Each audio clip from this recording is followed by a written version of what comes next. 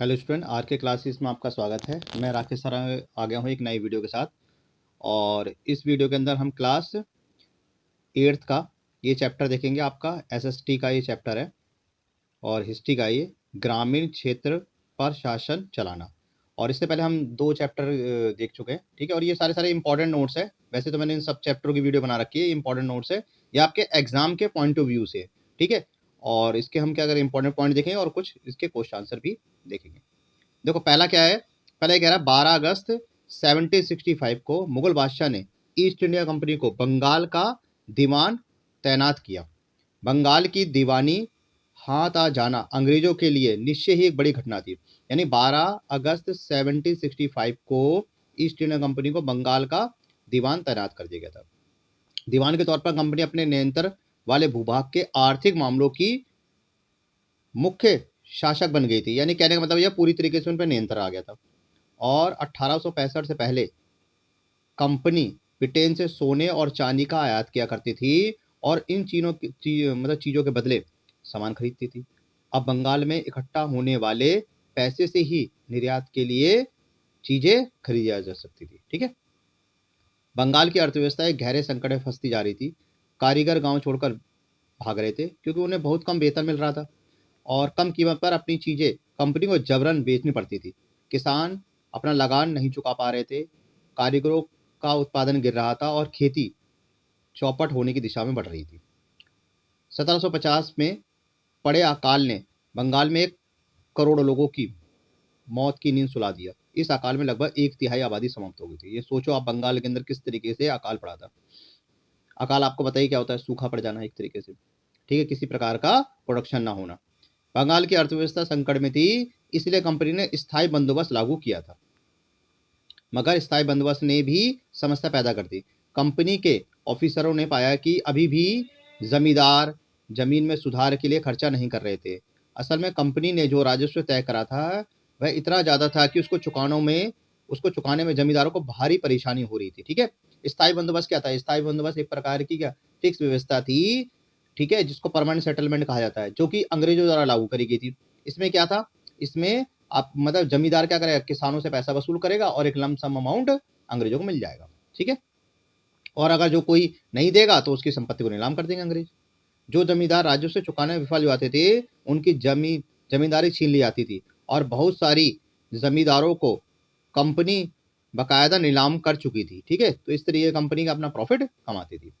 19वीं सदी के पहले दशक तक हालात बदल गए थे। बाजारों में कीमतें बढ़ी और धीरे धीरे खेतों का विस्तार हुआ। इससे जमींदारों की आमदनी में तो सुधार आया, लेकिन कंपनियों को कोई फायदा नहीं हुआ, क्योंकि कंपनी तो हमेशा के लिए राजस्व तय कर चुकी थी। अब वह राजस्व में वृद्धि नहीं कर सकती थी, ठीक है। अब देखते हैं महल, देखते हैं। ब्रिटिश राजस्व दस्तावेजों में महल एक राजस्व इकाई थी। यह एक गांव या गांवों का एक समूह हुआ करता था। किसानों को जो लगान चुकाना था वह बहुत ज़्यादा था और ज़मीनों पर उनका अधिकार सुरक्षित नहीं था। लगान चुकाने के लिए अक्सर महाजनों से कर्ज लेना पड़ता था। लगान अगर वह लगान नहीं चुका पाते थे तो उन्हें पुश्तैनी जमीन से हाथ धोना पड़ता था। आपको पता है लगान एक प्रकार क्या था, कर था, जो कि खेती पर लगाया जाता था। 19वीं सदी की शुरुआत से ही कंपनियों के बहुत सारे अधिकारियों को इस बात का यकीन हो चुका था कि राजस्व बंदोबस्त में दोबारा बदलाव लाना जरूरी है, ठीक है। राजस्व इकट्ठा करने और कंपनी को अदा करने का जिम्मा जमींदारों की बजाय गांव के मुखिया को सौंप दिया गया। इस व्यवस्था को महालवारी बंदोबस्त कहा गया। महालवारी, आपसे क्वेश्चन पूछेगा महालवारी बंदोबस्त क्या है, ये क्वेश्चन इंपॉर्टेंट है बच्चों, ध्यान रखना है। महालवारी बंदोबस्त किसे कहते हैं, ये क्वेश्चन आपका इंपॉर्टेंट क्वेश्चन है, ठीक है। ये कई बार आ चुका है। तो महालवारी का मतलब क्या है कि भाई जमींदारों की जगह अब गांव के लोग क्या करेंगे, टैक्स वसूलेंगे और वो टैक्स किसको देंगे, अंग्रेजों को देंगे। इसको महालवारी बंदोबस्त कहा जाता है। ब्रिटिश नियंत्रण वाले दक्षिण भारतीय इलाकों में भी स्थायी बंदोबस्त की जगह नई व्यवस्था अपनाने का प्रयास किए जाने लग गया।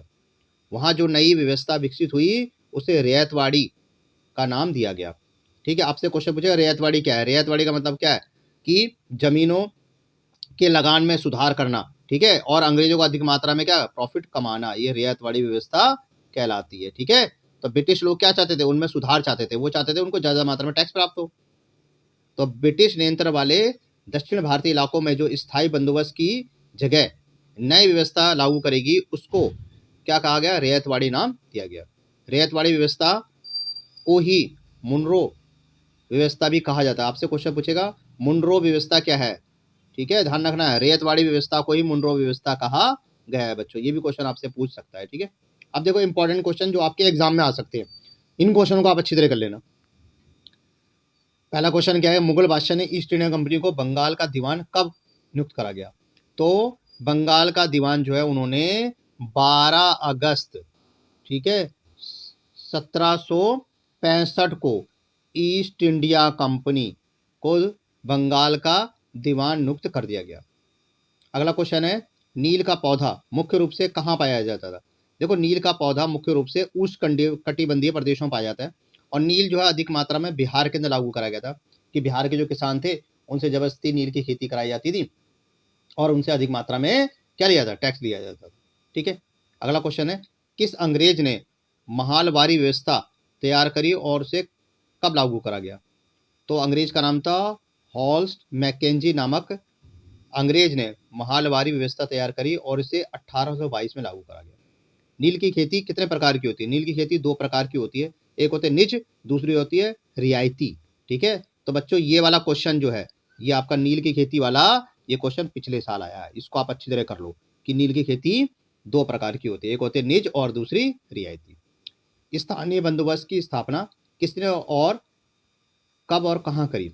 चार्ल्स कॉर्नवालिस ने 1793 में स्थायी बंदोबस्त की क्या करी थी, व्यवस्था करी थी, यानी उन्होंने शुरुआत करी थी। ये क्वेश्चन भी आपका पिछले साल आया हुआ है, ठीक है क्वेश्चन, इसको अच्छे से कर लो। स्थायी बंदोबस्त क्या होता है इससे पूछेगा, और यह व्यवस्था किसने लागू करी थी ये भी पूछेगा। मद्रास का गवर्नर कौन था? मद्रास का गवर्नर जो था, ये क्वेश्चन आपका जो है ये 2014 के अंदर क्वेश्चन पूछा गया है कि मद्रास का गवर्नर कौन था? वो था मुनेरो। मुनेरो जो था वो बंगाल का क्या था, ये मद्रास का गवर्नर था, ठीक है, ध्यान रखना है। मद्रास का गवर्नर कौन था? मुनेरो, ठीक है। दुनिया का नील उत्पादन कब आधा रह गया था? ठीक है, 1783 से 1789 के बीच दुनिया का नील उत्पादन आधा रह गया था कि उस समय क्राइसिस आ गया था।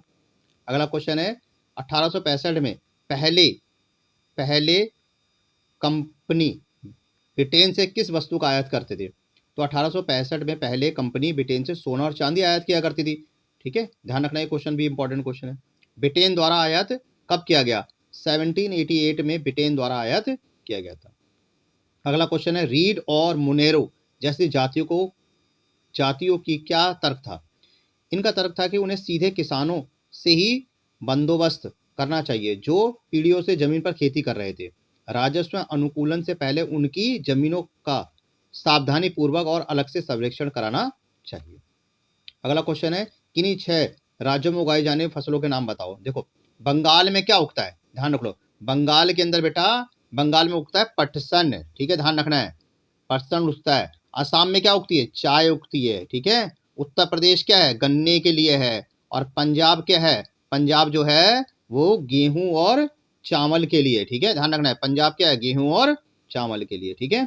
गेहूं और कपास सबसे ज्यादा मात्रा में पंजाब के अंदर उगाया जाता है, ठीक है, ये क्वेश्चन पूछेगा। महाराष्ट्र में क्या होता है? महाराष्ट्र में कपास होता है, और मद्रास में क्या अधिक मात्रा में चावल उगाए जाते हैं, ठीक है। अगला क्वेश्चन आपका, स्थानीय बंदोबस्त किसे कहते हैं? जमीन में निवेश करना और खेती के लिए अंग्रेजों ने कानून बनाया कि इस बंदोबस्त की शर्तों के हिसाब से राजस्व और तल्लुकदारों को जमींदारों के रूप में मान्यता दी जाएगी। उन्हें किसानों से लगान वसूलने और राजस्व कंपनी को राजस्व चुकाने का जिम्मा होगा।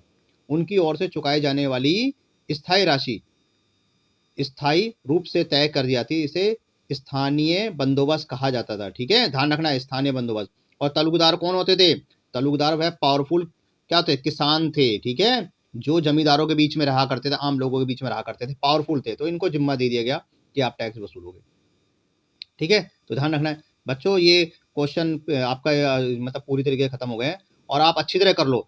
ये क्वेश्चन मैं जो डाल रहा हूँ ये 100% आपके एग्जाम पॉइंट ऑफ व्यू से है, ठीक है, सही बच्चे इसको कर लो, बाद में मत कहना कि सर हम कर नहीं पाए। जितने भी थे इन्हीं में से आपसे MCQ वगैरह भी पूछेगा, आप पहले के अच्छी तरह नोट्स कर लो। मैंने पूरी वीडियो डाल रखी है आपकी, अगर आप प्ले लिस्ट में जाके देखोगे तो प्ले लिस्ट में आपको हर सब्जेक्ट की वीडियो आपको मिल जाएगी, ठीक है, वो आप वीडियो वहां से देख लो और इंपॉर्टेंट क्वेश्चन यहाँ से कर लो। और जब एग्जाम पास में आ जाएंगे तो मैं इनके MCQ क्वेश्चन भी डाल दूंगा। ठीक है, तो चलो इस वीडियो में इतना ही, मिलते हैं फिर एक नेक्स्ट वीडियो में। Bye bye.